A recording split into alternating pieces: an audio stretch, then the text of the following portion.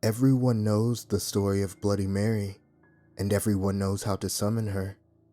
Say her name 3 times in front of a mirror with the lights off. Of course, there are slight variations to the exact story depending on where you live, but it's all basically the same, right? My school was no different. A bunch of us kids in the 7th grade would gather up in the bathroom at least once a week, turn off the lights, and say her name 3 times.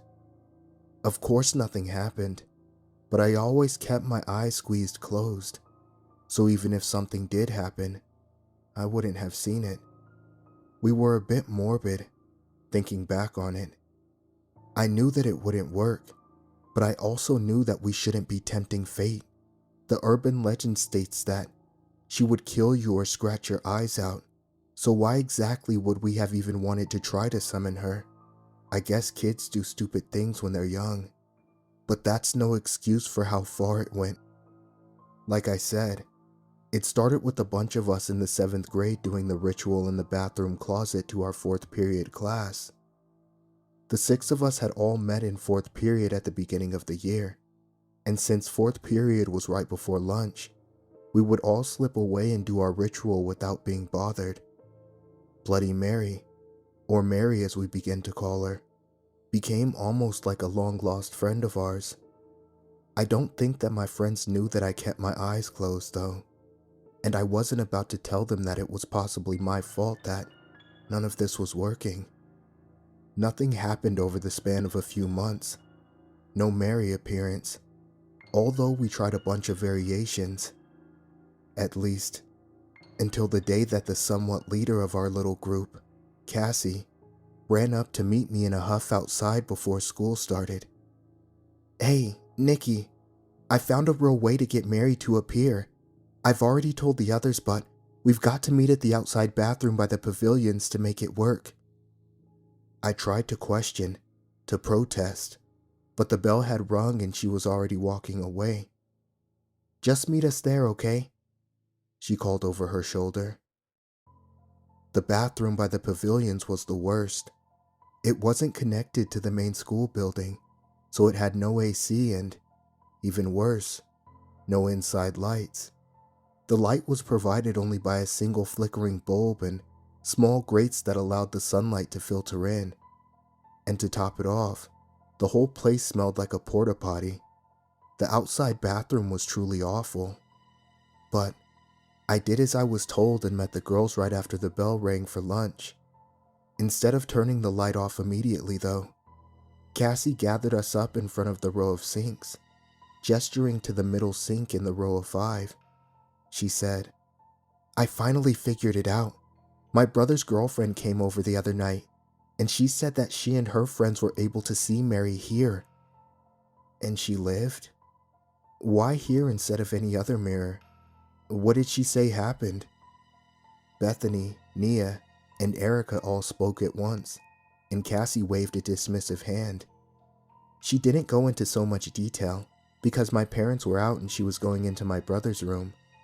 But she said that we first have to acknowledge Mary's baby, and then it'll work. "Mary's baby?" I asked, not quite understanding, but definitely not wanting anything to do with the ghost baby. "Yeah, that's what she said. It'll take a few days, but she said it'll work for sure." "Okay, how do we do it then?" Nia chimed in from the back. I was already somewhat apprehensive, being in the very isolated and very creepy outside bathroom, but I felt my stomach immediately drop when Cassie said, "First, we have to summon Mary's baby."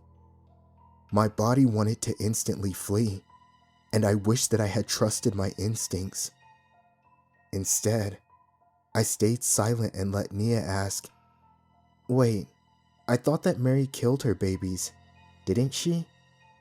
"Well, yeah, but in death she still wants them, I guess." "Okay, so how do we do this baby thing, and why do we have to do it here?"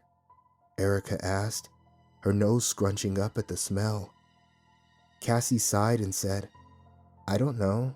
Tyler's girlfriend said something about the baby being born prematurely and being stuffed down this sink without anyone knowing. Bethany opened her mouth to say something, but Cassie continued. I know, okay? I know it sounds dumb, but she said it worked, and what we've been doing hasn't, so we can at least try it, right? We all shrugged in agreement, and after looking at each of us directly, Cassie began again. Okay, so first, we have to have the water on, cold water only. She turned on the tap, then pointed at Bethany, who was closest to the door. Then lock the door and turn the light off. When Bethany did so, Cassie instructed us all to gather in front of the dirty mirror above the running middle sink. Okay, now hold your arms like you're holding a little baby. Look straight into the mirror and rock your arms back and forth while I say the words. We should feel a weight in our arms, and then we have to release it over the sink like Mary did. Are you guys ready? She looked at our glared reflections in the mirror, gave a nod in response to our own nods, and began to recite. Baby blue, your mommy's gone away. Baby blue, please come here to stay. Baby blue, we'll care for you. We're sorry your mommy could not. Baby blue, please come to us. We promise that you won't rot.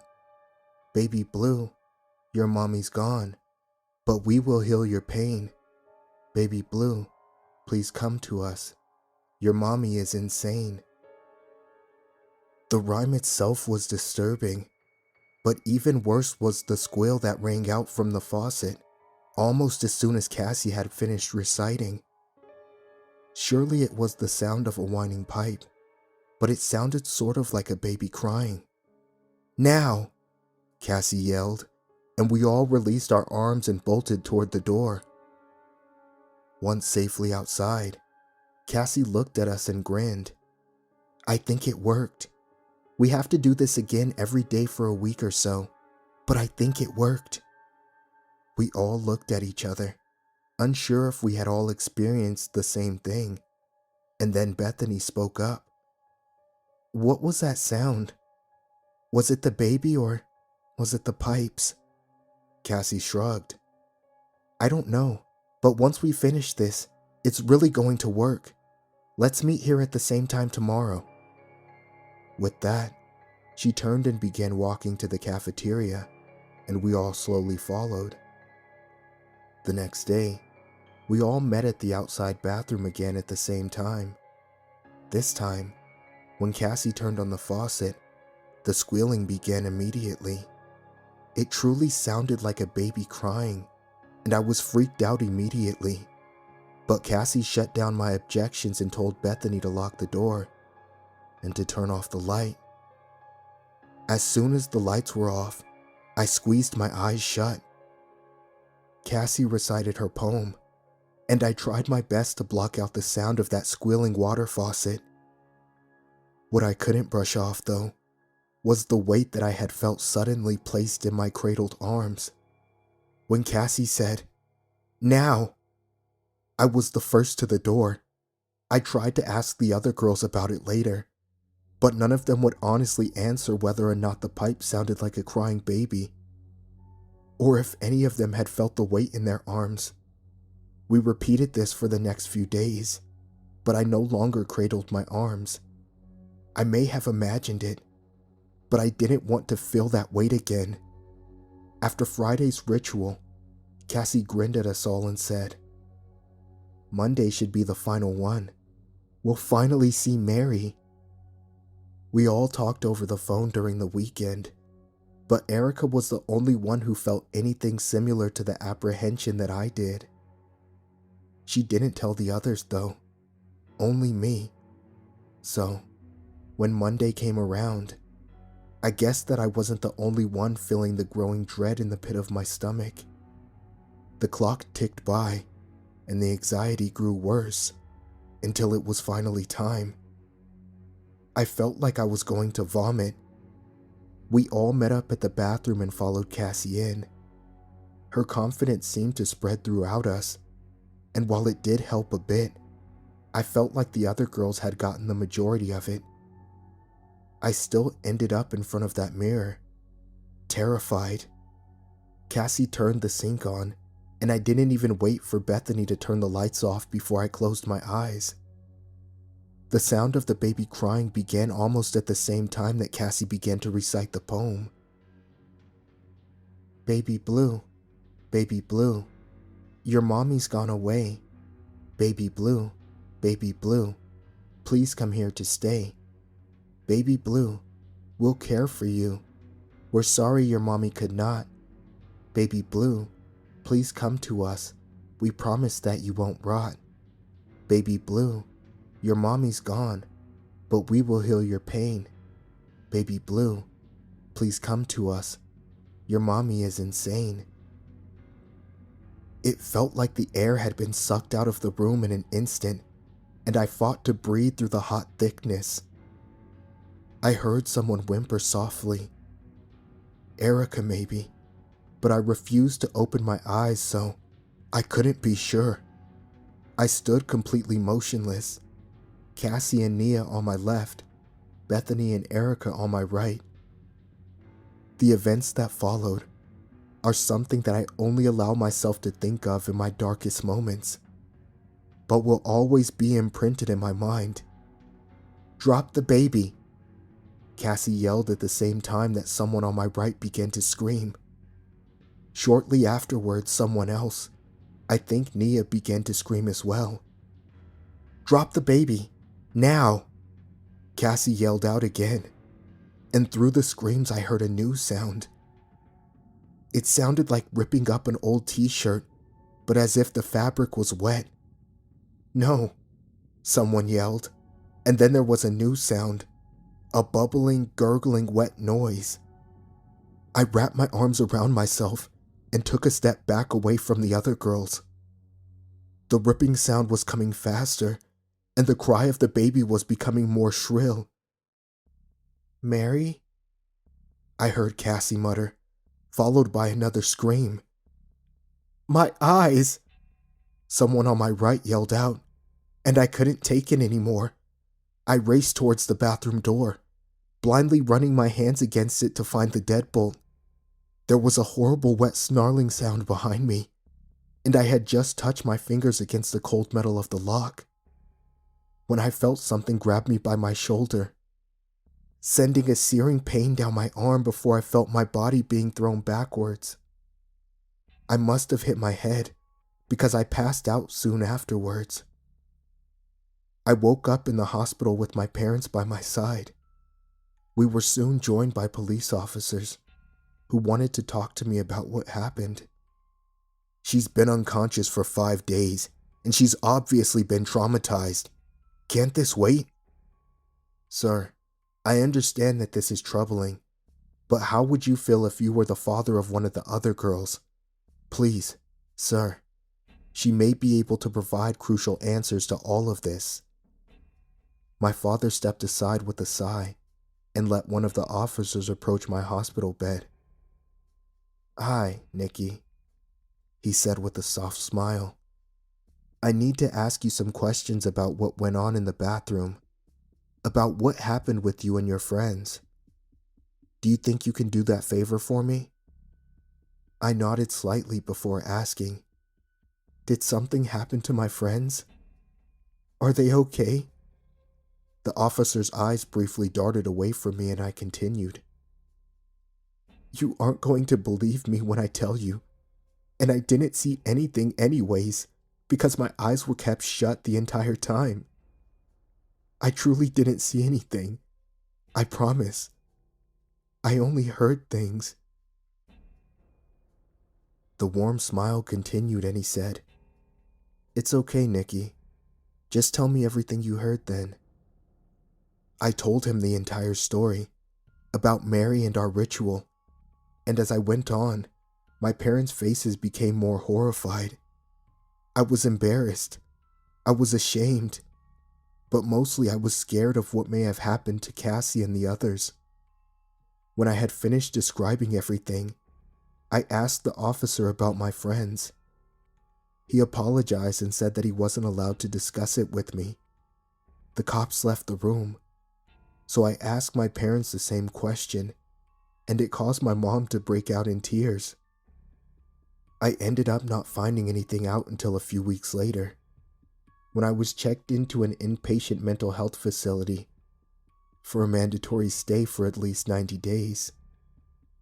I had no idea what was going on, but I saw a therapist daily to discuss what went on in the bathroom. After the first few days of me repeating the details over and over during our long session, the therapist finally began to discuss what happened with me. Some of my friends had been hurt that day. One of them had died. My therapist wanted me to name which friend had done this to the rest of us, citing my horribly bruised shoulder as proof that someone physically in the bathroom had done this. She wouldn't accept my explanation of Mary. I'm not sure why she thought it was Cassie. Little by little, my therapist slipped the details. I'm sorry, Nikki, but I just can't accept that something supernatural attacked you and your friends. How then could you explain Bethany being blinded but not the others? How could Erica's cheek be mutilated at nearly the same time? Do you believe that a supernatural being attacked all of you at the same time, but with different attacks? All within just a few minutes? How could that be possible? I had no answer. During another session, how then could Bethany be murdered directly beside all of you, if the same entity was attacking both Erica and Bethany? Are you sure that you didn't see anything at all? And another. Nikki, Nia was standing on the farthest left side, right next to Cassie. Her body was cut open in ribbons. You had your eyes closed the entire time. As you've said many times, you only recall Cassie saying things related to Bloody Mary and the ritual, as you call it. Would it be possible that Cassie could have moved without you knowing? Say to your right where Bethany was? Is it possible that Cassie had something sharp, like a pair of scissors? Something to cut both Nia and Bethany? The therapist refused to acknowledge anything that I said. She insisted that I must have been confused, hearing Cassie's voice on the left and Bethany's voice on the right at the same time. She said I must have been mistaken when I heard the growling, the snarling, the terrified voices of my friends as I fumbled to find the lock on the bathroom door. That I must have seen something and couldn't possibly have kept my eyes shut the entire time. The therapist was an idiot. I continued to tell the truth, and after 90 days I was allowed to go home. I had missed Nia's funeral, and I soon found out that Bethany and Erica were leaving the state, while Cassie had been charged and confined to a psychiatric hospital for Nia's death. My parents chose to homeschool me. It's been 10 years and I try not to think about any of this.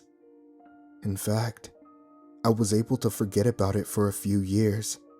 I was able to live my life normally, albeit avoiding mirrors as much as possible. Just living my life and getting by. Until Cassie called me a few days ago. I don't even know how she found my number, but she left a few voicemails now and hasn't stopped calling.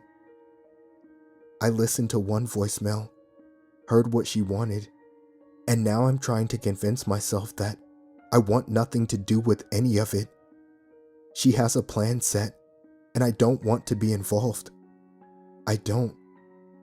However, I have to admit that I have been slightly fantasizing about us all going back and doing the ritual, this time with video evidence.